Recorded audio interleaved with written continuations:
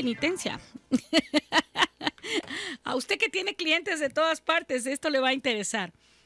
Resulta que esta semana, el día jueves, a las 12 del día, a las 2 de la tarde, en el consulado de Hartford, frente al consulado del Perú, miembros del Partido Socialista, los trabajadores de la comunidad, algunos y activistas de la Unidad Latina en Acción, se pusieron al frente del consulado para unirse a una conversación mundial de protesta o de manifestación sobre lo que está pasando en el Perú, sobre la manera como han arrestado al presidente y también en protesta, decían ellos, de la nueva presidenta del Perú.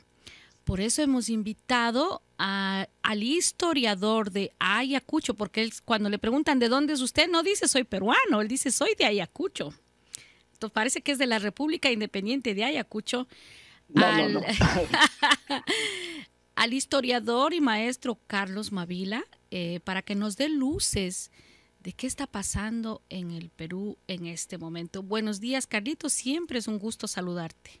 Lo mismo, Mari Carmen, es un placer para mí estar en tu programa y saludar al doctor Cardona y a ti y pues a toda la audiencia que en este momento nos está viendo y nos está oyendo también por la radio, ¿no? Cuéntanos, perdóname, sí. el día para empezar en el contexto. ¿Cómo no? ¿Por qué fueron los militantes del Partido Socialista y de Unidad Latina en Acción a decir no queremos que Dina esté en la presidencia? ¿Decir eso es suficiente? ¿Está bien? ¿Está correcto? ¿Es legal decir eso?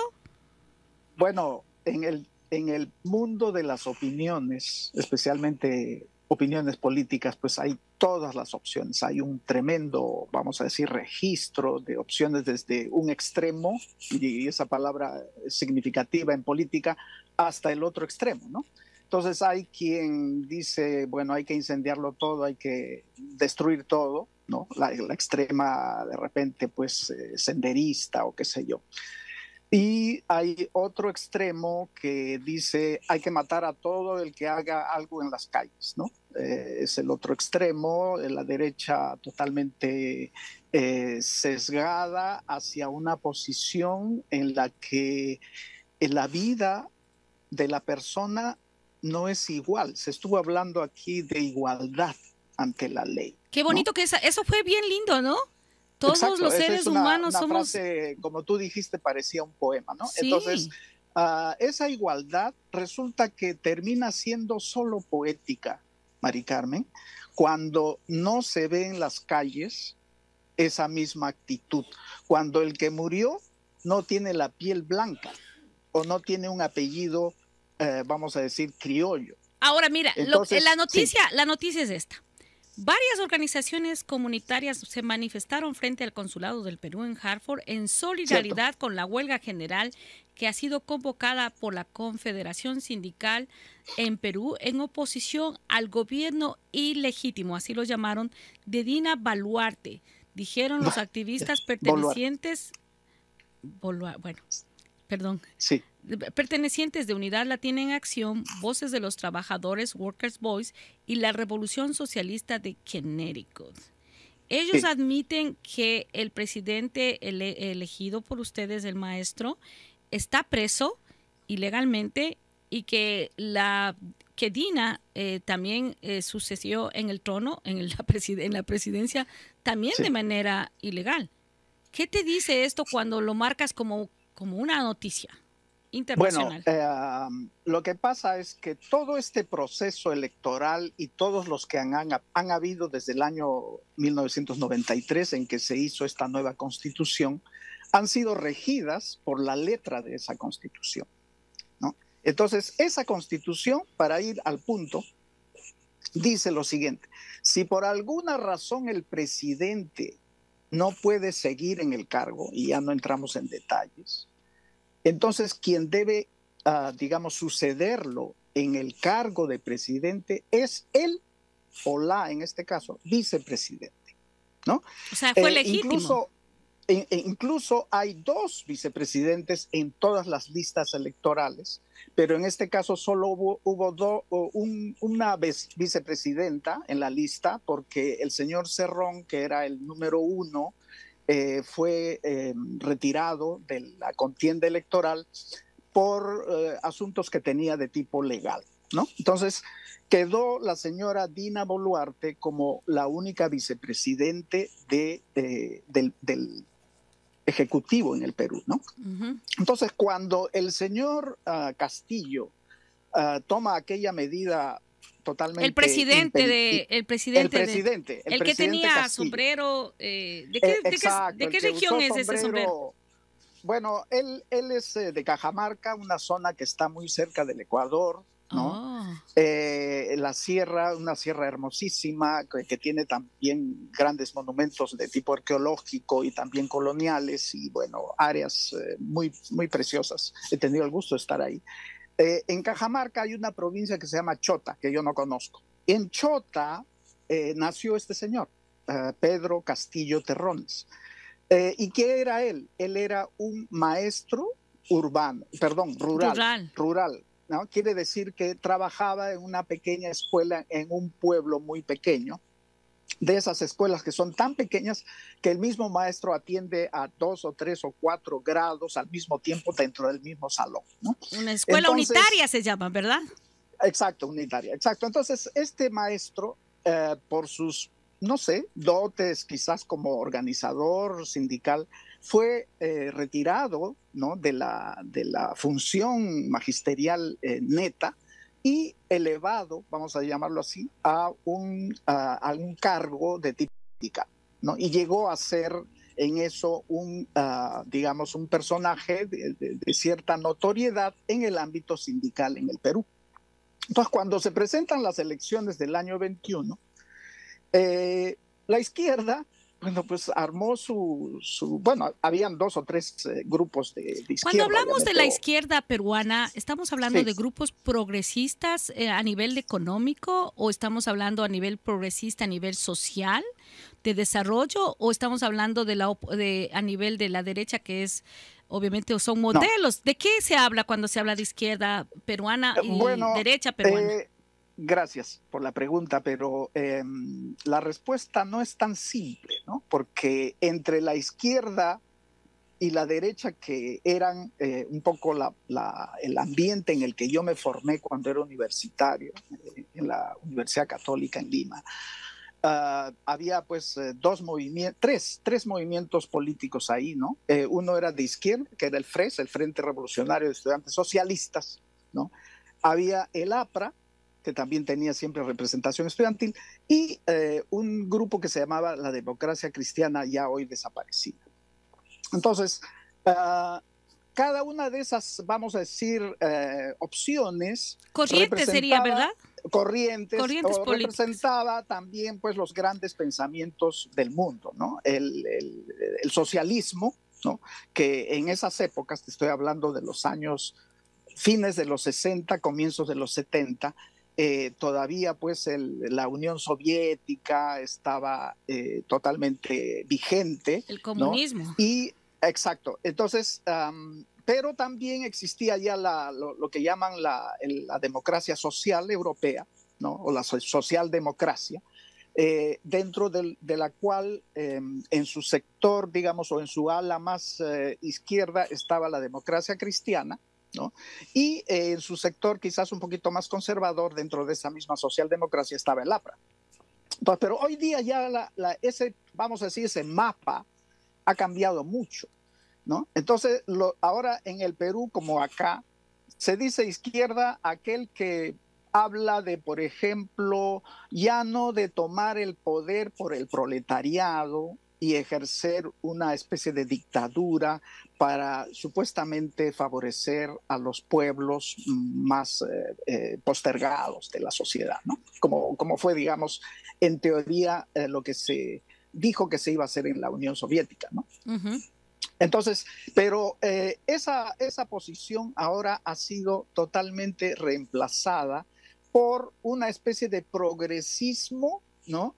Como tú dices, social, pero con algunas, vamos a decir, exigencias en el terreno económico, ¿no? O sea, por ejemplo, que las empresas grandes de los grandes negocios del país no estén manejados por entidades privadas, sino por el Estado, ¿no? Entonces, como se hizo, por ejemplo, en la época de Velasco Alvarado, que el año 1968 tomó el poder El siendo presidente. militar, el presidente llegó a ser presidente y pues empezó a nacionalizar o estatizar una serie de grandes empresas, ¿no? Las empresas mineras, pesqueras, el petróleo, bueno, y también hizo una reforma agraria que puso en manos de los campesinos las tierras, ¿no? De las grandes haciendas que tradicionalmente habían pertenecido exclusivamente a los grandes latifundistas, ¿no? Pero bueno, en fin. Entonces ahora ¿cómo, sí. cómo se pintaría entonces para entender los grupos políticos que están trabajando, que están militando en Perú? De este momento, los que, por ejemplo, te leí que decía socialista, me causó sorpresa porque en mi país ni siquiera se nombran así. En cambio, aquí felices se proclaman correctamente. Sí, entonces, bueno, ¿cómo funciona en Perú? En el Perú, lo que yo te diría, Mari Carmen, porque es una mirada, ¿no? A propósito, quiero aclarar, porque tú dijiste historiador, no soy historiador, soy maestro que ha enseñado historia también, ¿no? Entre varias opciones. Ay, no seas humble, no seas humilde. Y eres historiador, ya te he leído tus libros y eres literato y ya poeta y todo eso. No, eres historiador. El tema de vamos a decir, las opciones actualmente, izquierda, derecha, yo no las vería desde un punto de vista ideológico. Lo que hay en el Perú es una lucha entre pobres, que son la gran mayoría del país, y ricos, que son una pequeña minoría, pero que tienen gran poder. Eso estás diciendo como Ecuador, México y toda América Latina. Ya no hay de una manera. En el mundo, ¿no? Entonces porque miren, esta gente que está marchando ahí, a la cual se la acusa de terroristas, de senderistas, de marxistas, rojos les comunistas, les preguntas tú quién es Carlos Marx y te van a decir, un cantante creo, ¿no? O algo así. Como le preguntaron quién es el que era esposo no de Piqué, de que fue Mario Vargas Llosa. ¿Quién es Mario Vargas Llosa? Oh, el esposo de Priscila Iglesias. Sí. Bueno. Tienes razón. Esa es como la gente, no por ignorancia, porque tampoco es justo que luego de aquí alguien saque la conclusión. Carlos Mávila está diciendo que la gente no sabe nada de nada. No. Ellos saben.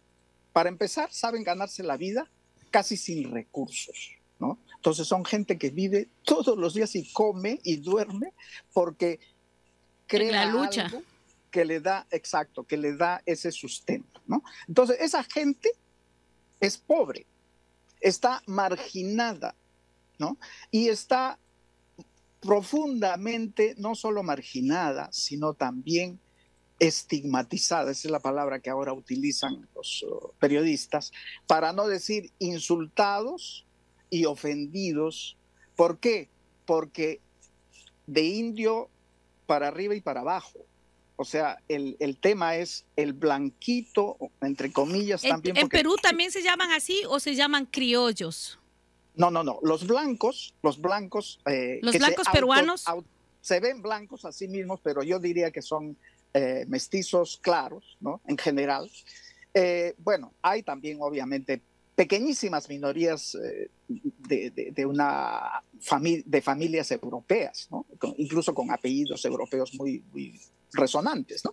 Pero el gran lío en el Perú es que cuando se produce la independencia, los que se han independizado políticamente de España han sido los criollos. O sea, ¿qué ha pasado? Se han ido el virrey y su dirigencia, digamos, política. Y la corona. ¿Y quiénes se han quedado? Los criollos. Los criollos de Lima y de las 3 o 4 principales capitales del Perú, ¿no? Entonces, esa gente han tomado las tierras, las minas, posteriormente los grandes negocios. Como cuando dices ejemplo, se han tomado, estás diciendo se han adueñado, ellos son los dueños. Bueno, es que ese proceso ya había empezado desde ¿En la el colonia? año 1532, Yeah. cuando Pizarro, Almagro, ¿no?, llegan al territorio peruano y pues empiezan a distribuirse las tierras. Primero políticamente, o sea, yo voy a ser el gobernador de aquí hasta allá, ¿no? Y después, obviamente, en términos económicos, es decir, apropiándose de las tierras, apropiándose de los indios como esclavos, como ya lo habían venido haciendo con la gente, por ejemplo, del África, ¿no? Entonces, ¿qué ocurre en el Perú? Cuando se produce la independencia en 1821, que es solo declarativa, porque eso fue lo que hizo San Martín, ir por las plazas y decía el Perú desde hoy es libre, pero los españoles estaban ahí, no se fueron. Tuvo que llegar Bolívar, ¿no?, que ya se había independizado pues prácticamente toda Sudamérica, ¿no?, y necesitaban ellos sacar a los españoles del Perú. El Perú era pues vamos a decir, el asiento principal del virreinato, claro, o de los virreinatos españoles de Panamá para el sur, ¿no?, hasta la Tierra de Fuego. Entonces, esa decisión de tomar los criollos no solamente ya el poder económico, que en gran parte ya lo tenían, porque como te dije, se habían adueñado de todo, ahora toman el poder político. Es decir, lo que hacen estos señores es empezar a gobernar el Perú, con nada de preparación, sin ningún criterio nacionalista, sin amor por el prójimo y sin estos conceptos legales de igualdad, a pesar de que supuestamente San Martín, Bolívar y toda esta gente venía intelectualmente marcada por los ideales de la Revolución Francesa. ¿Y cuáles son esos tres grandes ideales, ¿no? Igualdad, fraternidad y libertad. Pero eso funcionaba para ellos, pero cuando miraban a los indígenas, no, prácticamente no los consideraban seres humanos. ¿Y tú crees que entonces ese principio o ese pensamiento de colonial está viniendo hacia el presidente Castillo, al presidente que tiene un sombrero, un presidente rural, profesor de escuela, y por eso es que es tan facilito apresarlo, tirarlo y sacarlo del poder? Bueno, creo que tú no me necesitas en este programa, Mari Carmen, porque prácticamente lo que estás diciendo es lo que está ocurriendo. No, si yo te pregunto, ahí va a ver si es que concordamos. Pero mira, Alex Martínez dice, el señor Carlos Mavila, siempre un gran lector y profesor y querido líder de nuestra comunidad peruana y latina. Gracias por esta clase de historia y gracias por poner nuestro Perú. Ay, qué bonito. Y gracias, mi compañero William pone, Toledo era un indígena. Aquí mi compañero ya se puso las pilas. Sí, claro. O sea, cuando ese indígena ha estudiado en Estados Unidos y habla con acento de gringo, ¿no?, y llega y es un economista que, bueno, todo el mundo dice, oh, mira, este indio habla inglés, ha estudiado en, qué sé yo, Harvard, no sé. Entonces ya como que te lavas, ¿no? O sea, tu piel, él era bien oscurito. Ya te volviste blanco. Exacto. Entonces, y aparte de que él es Toledo, o sea, no, Toledo es un apellido españolísimo, ¿no? Pero ahora Castillo también es un apellido muy español, ¿no? Pero ¿qué ocurre cuando tú abres la boca y lo que te sale es un problema de lingüística española? Porque el andino de Ecuador, de Bolivia, del Perú, no habla el español, pues, puro y qué sé yo, evolucionado. Arrastradito hablamos, ¿no? Arrastradito sino con la doble R. Exacto. Por ejemplo, te digo una cosa bien, bien simple y mucha gente que me está escuchando lo va a reconocer. Hay una ceguera al tema del género, ¿no? Entonces te dicen, oye, a tu mamá lo he visto ayer, ¿no? Ese lo, ¿no?, que está poniendo debería ser la. Claro, es Pero femenino. eso, para llegar a digamos, ese pequeño detalle de la estructura lingüística que llevamos en el cerebro, para eso tú tienes que haber aprendido esa lengua primero. Pero cuando lo que has aprendido primero ha sido el quechua o otra lengua aborigen, o has mamado pues de tus padres, que sí eran bilingües probablemente, ¿no? Y que por ese bilingüismo, semibilingüismo diría yo, porque no es que un verdadero bilingüe habla bien los dos idiomas, pero un semibilingüe no habla bien ni uno ni otro, ¿no es cierto? O habla bien uno, pero el otro bastante mal. Entonces esto ocurre en nuestros Andes. Entonces cuando viene ese hombre con su sombrero, porque de cara alguien puede decir, bueno, si lo pones en un contexto muy general, quizás ni siquiera te vas a dar cuenta que es un campesino, ¿no? Claro, si le sacas el sombrero, es un mestizo. Es un mestizo más o menos común y corriente. Pero, ¿qué ocurre cuando abre la boca? ¿No? La gente inmediatamente se da cuenta y dice, este es un serrano. Es la primera palabra despectiva que se utiliza en Lima y en la costa, ¿no? Para hablar y estigmatizar a los del Ande, ¿no? Serrano significa pues disminuido como ser humano, ignorante, que no habla bien el idioma, y además un ser al cual se le atribuyen mitológicamente una serie de, vamos a decir, fallas de personalidad, ¿no? Dicen el indio es resentido, ¿no? El indio o el es campesino acomplejado. es acomplejado, se siente menos, o sea, ese tipo de cosas, ¿no? El estigmatismo. Entonces, que tú dijiste. La estigmatización. Entonces, cuando llega este señor, imagínate, ¿no? A la presidencia, no después ese Toledo, que llegó con su esposa francesa, etcétera, etcétera, ¿no? Sino que era ahí lo están viendo en la foto, un campesino, un maestro rural, que es el retrato fiel de todos o la gran mayoría de los maestros rurales, ¿no? Y bueno, ¿qué le pasa a la derecha, a la mente de la gente? A la oligarquía peruana, digamos. A la oligarquía, ¿no? Para no utilizar derecha e izquierda. Vamos a utilizar esa la palabra oligarquía. Social. Los ¿no? ricos Entonces, que tienen los ricos que para ellos, ¿no? Lima es el Perú. El resto es un margen que está ahí, que bueno, nos sirve porque nos da de comer, nos aporta mano de obra. Ustedes son los de la agricultura. Exacto. Y la minería, riquísima, ¿no? En el Perú. Bueno, entonces, ¿qué ocurre? Ocurre que no aceptan ni siquiera los resultados de las elecciones. Empiezan a decir que hubo fraude, vinieron acá a hablar en la OEA, no les abrieron la puerta, fue una cosa ridícula, pero han estado desde ahí con este cuento de la vacancia, que este señor no podía seguir en el cargo. Y obviamente, tampoco voy a decir que no, obviamente sí se marcó con asuntos de corrupción, de menor cuantía, diría yo, eso sí, porque comparado pues con el fujimorismo y sus grandes latrocinios, pues eso es nada. Insignificante. ¿No? Que todavía está por probarse, además, por otro lado, ¿no? Entonces, que la sobrina, que el sobrino, en fin, y que el ministro tal, y que el secretario, que los $20,000 en el baño del Palacio de Gobierno, qué sé yo. Entonces, hay una serie de pequeños detalles que ya le dieron pues mucha, vamos a decir, alimentación a ese proceso de acabar con este gobierno.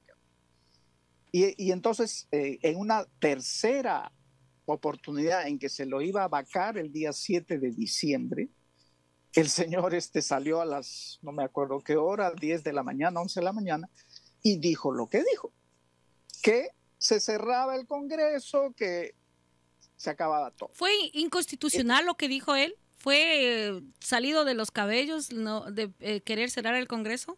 No, él quería hacer un golpe. Él no estaba haciendo un proceso constitucional. El proceso constitucional hubiera sido lo que se suponía se podía dar si es que el Congreso le quitaba lo que llaman la confianza al gabinete ministerial, ¿no?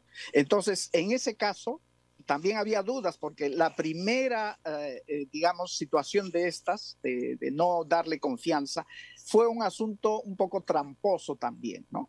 Entonces, pero igual, anteriormente en otros gobiernos, como en el de Vizcarra, cuando él disolvió el Congreso. Disolvió el Congreso porque la Constitución establece que si el Congreso le niega el voto de confianza a dos gabinetes de un gobierno antes del cuarto año, o hasta el cuarto año, perdón, no en el quinto, entonces el gobierno tiene la potestad, no está obligado, tiene la potestad de cerrar el Congreso y eso es constitucional. Entonces ese día iban a votar por la vacancia de este señor. Supuestamente no iban a alcanzar los votos porque creo que tenían que llegar a algo así como 87 votos pero no tenían los votos.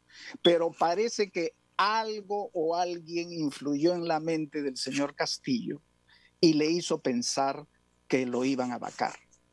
Entonces, algo le ocurrió. Cuando tú dices vacar, ¿te refieres a que lo iban a destituir? Que iba a quedar vacante el puesto. Del cargo de presidente, sí, exacto. Ahora, por supuesto, utilizando otra vez esta Constitución del año 93, que a la letra dice más o menos esto, que por motivos morales, ¿no? Se le puede retirar del cargo al presidente, pero no establece qué cosa es eso de morales. No hay ninguna ley que describa eso, no hay un desarrollo constitucional que dé. Entonces, eso de morales parece, según estaba escuchando yo a un especialista, es una frase que se utilizaba antes para referirse a problemas más bien mentales, ¿no? En el siglo XVIII, qué sé yo. Entonces, han dejado eso por incapacidad moral es lo que dice el texto, ¿no? Como algo así difuso. Entonces, los especialistas constitucionalistas de varios países, cuando ven nuestra Constitución, les da vergüenza, pues, ajena, de ver una Constitución tan mal hecha, tan mal redactada y encima tan remendada en todos estos años por esos mismos que la defienden, ¿no? Que son los que han estado manejando la oligarquía. El Congreso.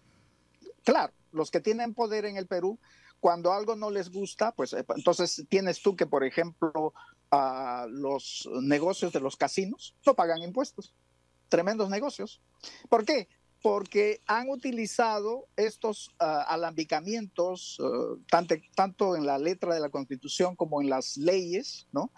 Para hacer eso. ¿Y eso qué cosa es? Es un grupo de presión que seguramente financia congresistas, ¿no? O partidos políticos que luego, cuando están en el Congreso, no hacen otra cosa que defender los intereses de estas entidades. Ahora, ¿por qué le cogieron preso? ¿Por qué no le permitieron salir del país como casi generalmente salen y se desaparecen y se suben en un helicóptero y chao, no te vuelvo a ver y se van y se ponen en México? Porque ahora los gobiernos de Sudamérica se van a México. Sí, bueno. ¿Dónde ANLO? Este señor, por eso te decía, algo o alguien lo hizo cometer este exabrupto totalmente. ¿Lo podrías calificar como error? Es un exabrupto, totalmente, un error, ¿no? Absurdo, ¿no? Sí. ¿Por qué? Porque lo primero que hace un presidente golpista, como lo hizo Fujimori el año 92, es hablar con los militares, ¿no? Claro. Y cuando los militares, que son tres fuerzas, la Armada peruana, o sea, el poder naval, el ejército mismo, y los que manejan los aviones, ¿no? La aviación. La aviación. Y bueno, estas dos armas, no tanto el ejército, pero tanto la marina como la aviación, tradicionalmente han estado en manos de cadetes u oficiales de las familias grandes del Perú. Entonces son generalmente personas muy conservadoras, por decirlo así, muy eufemísticamente, ¿no? Entonces, ¿qué ocurre? Cuando él sale a leer su discurso y no ha hecho un acuerdo previo con el poder militar, claro. Ya el hombre estaba totalmente aislado, ¿no? Y además, porque si él hubiera tomado las medidas que tomó, por ejemplo, Fujimori Vizcarra en su momento, también. hubiera puesto pues tanques en el Congreso para que los parlamentarios no se reunieran, pero no, él creyó que con su palabra bastaba. ¡Qué iluso! Y ya, ¿no? Entonces ahí viene lo iluso, ¿no? Lo Súper totalmente, iluso. ¿ya? Entonces, ¿qué ocurre? Que su propia gente de resguardo, los oficiales que siempre están acompañando al presidente, reciben una orden telefónica, ¿no? De un superior, y eso se va a investigar en su momento, y lo agarran preso. Cuando estaba en camino, ¿a dónde? A la embajada, dicen, ¿no? A la embajada de México.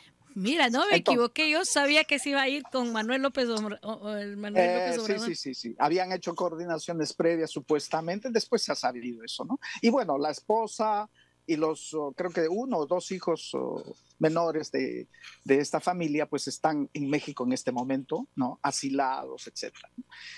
Bueno, entonces lo que ha pasado ahora, o lo que se está diciendo, es que esa prisión que se hace ¿cómo se llama? A Castillo, no es correcta desde el punto de vista constitucional. Porque él, número 1, para ser vacado en el Congreso, tenía que haber sido invitado al Congreso con su abogado para decirle, estas son las razones por las que lo vamos a vacar. ¿Qué dice usted en su defensa? Y él tenía que decir su descargo, o que eso es mentir, lo que fuera. ¿No? Y recién entonces, después de una especie de debate, y bueno, debate legal, porque el abogado está ahí, tiene que dar pues sus razones. Lo que los abogados, la fiscalía comúnmente hace, y Francisco, que es experto, sabe todo eso. Bueno, me imagino. Entonces, lo que ocurre es que al final, ¿no? Votan. Y esa votación no es una de la mitad más 1, es una votación especial, que son creo que 3/4 o 2/3 de toda la cantidad de 130 parlamentarios que hay, ¿no? Pero todo eso no se produjo. Simplemente se reunieron y dijeron, no, esto fue una cosa muy emocional, muy rápida. O sea que finalmente no fue legal. Etapas. No, exacto. Ahorita están presentando quejas porque esto va a durar años. Pero mira, entonces el boletín de prensa y lo que pasó en Hartford, en el consulado de tu país, no fue tan deschavetado al decir la ilegalidad que se cometió. O sea, no fue extremista, fue real. Bueno, por eso te digo, ya cuando tú empiezas a desmenuzar los detalles, entonces, si no hubo un proceso de vacancia, digamos, correcto, ¿no? Respetando los procedimientos, entonces no hay vacancia. Claro. Y si no hay vacancia, ¿cómo es que 1 hora después ya la habían citado a la señora Boluarte y ya le pusieron la banda presidencial, ya usted es la nueva presidenta? Ahora, ¿por qué siendo ella una provinciana? O sea, sería como una contradicción de estos aspectos sociales. Siendo ella provinciana, serrana, a ella sí le recibe, inclusive me atrevo a decir, siendo hasta mujer, porque hay un machismo marcado también en otros países, ¿por qué le reciben también con tanto cariño y tanta porra, y a ella sí le dejan, y al otro que tiene sombrero, que fue elegido democráticamente, lo agarran y le tiran a la cárcel? Bueno, ahí te voy a decir 2 o 3 cosas, porque yo soy serrano. Mi compañero William está, pero que si tú le vieras estaría... Te está respondiendo. Está feliz, está feliz.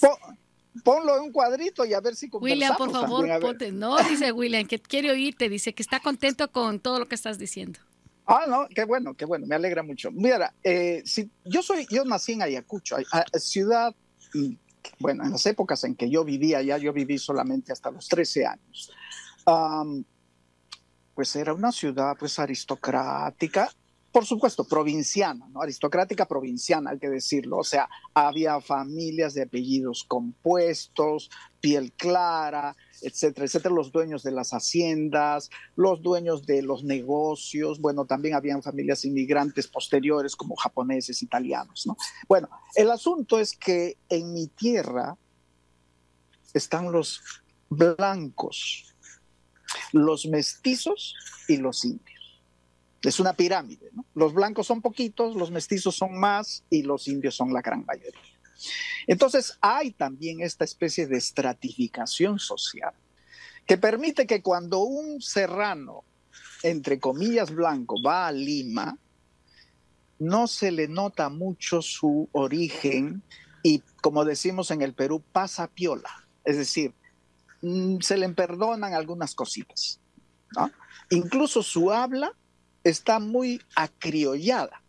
Tú hablas con un serrano de la capital y que es de los sectores de la élite que a cada rato han viajado a Lima y que probablemente incluso han estudiado algunos años allá. Entonces, obviamente su manera de dirigirse, hablan diferente, cambian, ¿no? Entonces, eso creo yo no conozco mucho la vida de la señora Boluarte, ni siquiera sé de qué ¿Pertenece a la oligarquía, William? Dime tú, ¿pertenece a la oligarquía de provincia? De provincia. Sí, de entonces es por eso, pertenece al sector económico de Perú, pues.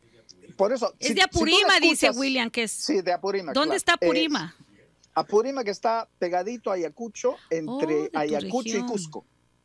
Entre Ayacucho y Cusco es como un sándwich, ahí está el jamón, sería Apurímac, una linda tierra también, donde también se habla mucha quechua, así como en mi tierra, en Ayacucho, y en Huancavelica, que sería el otro pueblo quechua. William dice que ella habla quechua también.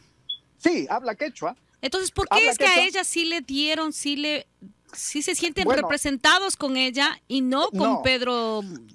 No. Lo que pasa es que yo creo que lo que está pasando con la señora es que han hecho un pacto con ella y le han dicho, si tú haces lo que nosotros te decimos, te perdonamos tu origen, tu ideología o lo que sea.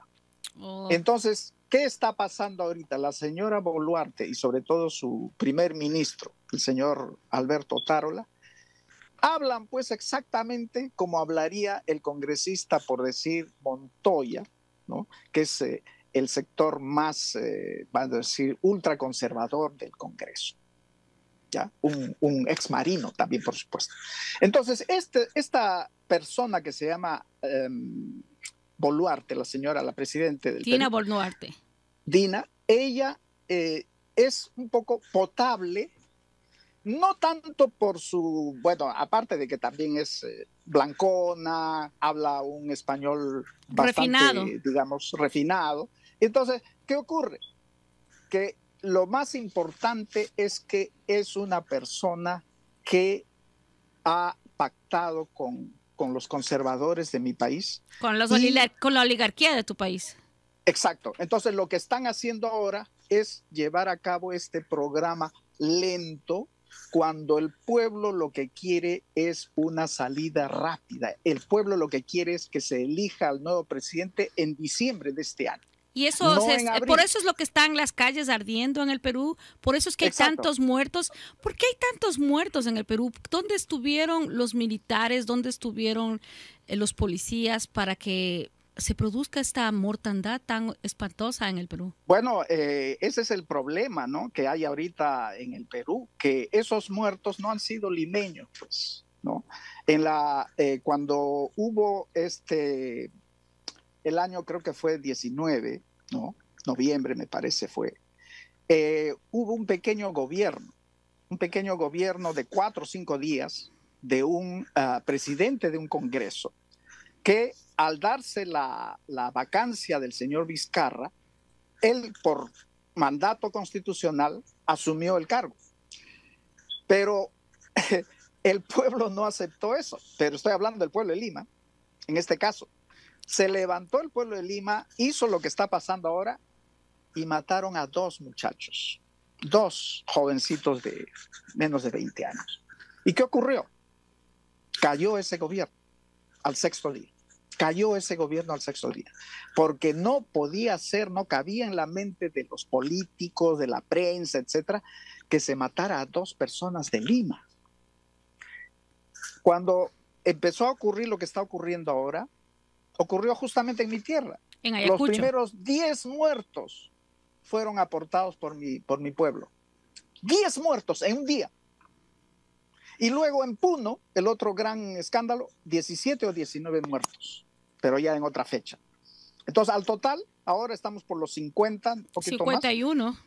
Sí, 51 muertos pero no son de Lima. Ese es el gran problema. Entonces Ese es el gran ese es el problema del problema. Perú, ¿no? El Perú, por eso te dije hace un rato, para un limeño, Lima es el Perú. El resto es como decir, pues, en una casa, pues, cuando tú tienes que tener un garaje, un patio, una cocina, o sea, áreas de servicio del país. Qué pena que tenga que hablar así, La pero eso es realidad, lo que está pasando. ese, Entonces, ¿cuál crees tú que va a ser el siguiente paso que necesita tu país? Y además, ¿qué te ha parecido a ti que específicamente en Connecticut hayan salido las organizaciones políticas? Porque, y las digo bueno, políticas porque en realidad eso sí tienen pensamiento filosófico fundamentado, sí. apoyar esto. Bueno, eso es lo que estaba escuchando anoche un debate de varios periodistas, sociólogos, politólogos, abogados, ¿no?, internacionales, y todos coincidían, qué curioso, no había uno siquiera, eran 3 o 4, no había uno siquiera que dijera, no, pero disculpen, yo pienso diferente. Todos coincidían con diferentes lenguajes porque eran de distintas, vamos a decir, profesiones. Coincidían en que realmente en el Perú esta situación solo se podía resolver si es que la señora Dina Boluarte dejaba el cargo, pero no en la forma aventurera como alguien por ahí en la calle dijera, no es cuestión de que renuncie, sino que ella tiene que, aprovechando esta bisagra que se ha creado con el Congreso, negociar con el Congreso una salida que pueda parecerse mucho a una salida constitucional. En este momento la salida constitucional diría esto: si ella renuncia, el presidente del Congreso es el que asume el mandato, pero tiene que organizar elecciones en los siguientes, por decir, 9 meses, ¿no? Entonces, eso elecciones es lo que dice de la público. Constitución, elecciones generales, ¿no? Pero, ¿qué ocurre? Que ese señor Williams, que también es un militar, ex Mi militar, que es compañero el William. no, Williams, ¿no? Es A un mi señor compañero William Williams. ya le está. ¿Y qué, William, en qué te involucraste? Bueno, de repente es su tío. Bueno, el señor Williams no tiene pues ninguna aceptación del pueblo. Entonces, su entrada al poder sería pues un entra y sale, ¿no? Entonces, lo que tendría que hacer el Congreso es nombrar una nueva mesa directiva, que lo pueden hacer en cualquier momento, eso es totalmente, lo único que tienen que hacer es renunciar y poner a otros candidatos y elegir como presidente del Congreso a una persona, que las hay, no son muchas, 3, 4 personas que podrían tener un poco de, vamos a decir, razón en cuanto a cómo solucionar las cosas y, en estos meses que duraría este y que pequeño haya gobierno alguien de transición. conciliador también, ¿verdad? Exacto, alguien que por lo pronto dialogue con el pueblo. Esta señora dice que los espera en el patio del, me imagino dijo patio, no dijo patio, en la casa de Pizarro, como se llama la casa de gobierno en Lima, pero pusieron policías por todas partes y no dejaron entrar a la gente ni a la plaza de armas, ¿no? Entonces, ¿qué quiere decir esto? Que el discurso es uno, pero las acciones Son son otras. otras. Claro que sí. Entonces, mientras eso no se resuelva, eso no, o sea, la Y debe salida de esta resolverse señora, lo más pronto posible, si no va a haber más muertos. bueno, yo creo que se va a resolver, ¿no? Ojalá que así sea. Pero se va a resolver con más muertes, qué pena, Oh, qué pena. ¿no? Pero ya tendrá que entender el señor Alberto Otárola que lo que está haciendo es justamente ponerle más combustible al incendio. Pero, Francisco, yo sé que usted ha estado muy atento a toda esta conversación de nuestro amigo Carlitos. Nos dio una clase de historia, de esas historias magistrales de la Universidad Católica del Ecuador. Muy Gracias, amable tú, Carlitos. muy Nos amable. diste una linda charla. Más que una entrevista periodística, me sentí en un aula en una clase de historia. Como abogado, ¿qué te dice todo esto? Que obviamente tú eres salvadoreño y has vivido también una guerra civil fuerte de tu país. ¿Cómo crees que se pueda resolver un conflicto para evitar más muertes? Que no haya más muertos, la verdad. Bueno, lo ideal, Mari Carmen, sería que el gobierno escuchara al pueblo y tomara la acción, así como el maestro Mávila ha dicho. la realidad. Desafortunadamente creo que aquí estamos viendo las protestas en Francia y vi una foto que pusieron anteriormente que decía: al pueblo lo salve el pueblo. Y cierto, desafortunadamente, pero es la acción que tenemos que tomar. Vamos al punto que hizo el señor Candelaria para esta acción que es un proceso, que él ha plantado la semilla, pero ahora nos toca al pueblo nosotros a ir, a dar nuestra voz, a apoyarlo, para que en unos cuantos años tengamos la oportunidad de extendernos este documento de identificación. Lo mismo, que desafortunadamente, me imagino si el maestro está 100% en lo correcto, que lo ideal es esto, que el gobierno se dé cuenta de la necesidad del cambio que hay que hacer. Pero en la actualidad no va a haber hasta que no haya una indignación pública que diga: ya esto basta, suficiente. Y todos van a la protesta y siga así como se está haciendo aquí internacionalmente. Sí, a nivel internacional ha habido una gran voz del Perú, de los peruanos en el exterior y de los no peruanos también. O sea, al menos aquí en Connecticut, quienes marcharon, quienes protestaron, son de los movimientos políticos del Estado. Y eso de alguna manera nos hace ver que es un problema de todos. Y sí, en todo caso, Carlitos y Francisco, agradeciéndoles siempre por esas luces que tienen para con nosotros, y esperamos que podamos, primero quiero comprometerles, Carlitos, para que nos ayudes con la fotografía, con todos tus movimientos para la vigilia que vamos a hacer en memoria de estos muchachos que fueron muertos. Sí. Y también, como te habrás enterado al inicio del programa, dijimos que ganamos un Gran de las Artes, entonces queremos invertir correctamente este dinerito, y obviamente lo primero que estamos buscando este año es la paz, y creo que este tema de la paz deben ser tratados todo el tiempo, debemos como seguir abogando por la paz, ¿verdad? Es algo que... Absolutamente. Sí, qué bien terrible, bueno, qué triste. Cuenta conmigo como siempre, Mari Carmen, por supuesto. Claro, y ahí está mi compañero de micrófonos. Sí, también, claro. Francisco. Sí. Dios le pague a ustedes por su sintonía, muchas gracias. Gracias, Carlitos, por siempre tenernos haber hecho la tarea de traernos un lindo trabajo sobre una visión muy linda del Perú.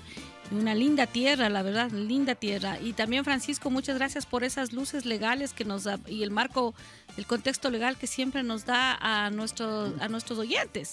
Muchas gracias, que tengan un buen lindo. Y mi compañero William está así, mira. Mari Carmen, nos quedamos con el otro tema para la próxima. Sí, gracias, la próxima hablamos. Gracias a nuestra héroe de las artes. Sí. Oye, William, por favor, escríbeme. Hablamos. Eso, está contento el William, está contento. Yo ya le veo, le conozco. Muchas gracias, Dios les pague. Buenos días, hasta luego. Igualmente, gracias. Doctor. Bye.